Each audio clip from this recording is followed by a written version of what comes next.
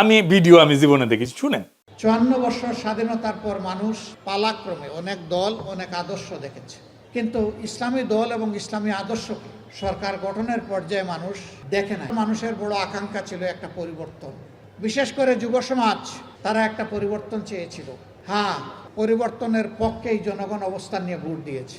বলবেন ভোট দিলে তাইলে আপনারা সরকার গঠন করলেন না কেন? এটা তো ঠিকই, এই প্রশ্ন তো যথার্থ প্রশ্ন। আবার জিজ্ঞেস করবেন ভোট যে দিছে তার প্রমাণ কি? ভোট দিছে তার প্রমাণ হলো আমরা জনগণকে বলেছিলাম আমরা সংস্কার চাই, আমরা নতুন বাংলাদেশ চাই, আমরা নতুন রাজনীতি চাই, আমরা পরিবর্তন চাই। এই চাইয়ের পক্ষে যারা আছেন তারা হা ভোট দেবেন। ৬৯% জনগণ হা ভোট দিয়েছে, এইটাই তার প্রমাণ।